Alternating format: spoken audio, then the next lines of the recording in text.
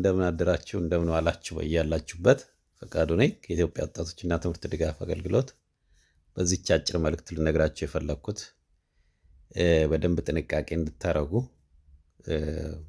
ብዙ ጊዜ ማህበራዊ ሚዲያ ላይ ስንጽፍ የምንጽፈው ነገር ታሪካችን ሆኖ እንደሚቀር ላናስበው እንችላለን፣ ላናስተውለው እንችላለን ማለት ነው።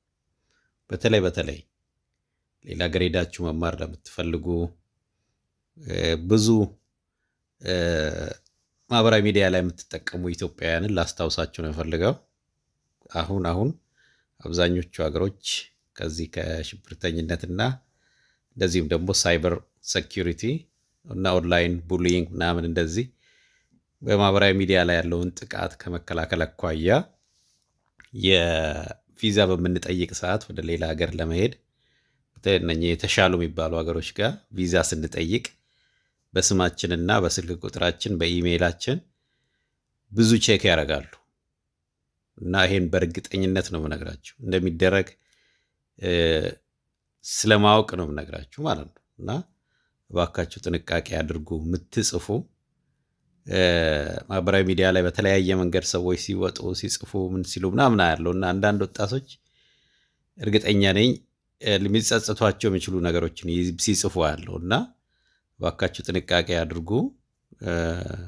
ይሄ ከኤአይ እና ሳይበር ሴኩሪቲ አጠቃላይ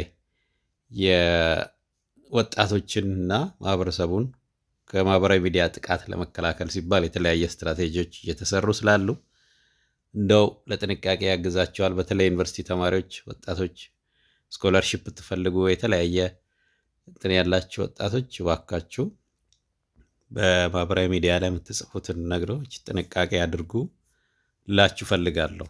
የሀገር ስም መጥቀስ አያስፈልግም። ይህ ለኢትዮጵያውያን የተላለፈ ለኢትዮጵያ ወጣቶች የተላለፈ መልእክት ነው እና በርቱ። በተቻለ መጠን ማህበራዊ ሚዲያውን ለራሳችሁ፣ ለቤተሰባችሁ፣ ለትምህርታችሁ፣ ለሙያችሁ በሚጠቅም መንገድ ተጠቀሙ እላለሁ። ተባበሩ፣ አንዳችሁ ሌሎቻችሁን አግዙ፣ እንተጋገዝ፣ በርቱ እላለሁ። በጣም አመሰግናለሁ። ፈቃዱ ነኝ ከኢትዮጵያ ወጣቶችና ትምህርት ድጋፍ አገልግሎት።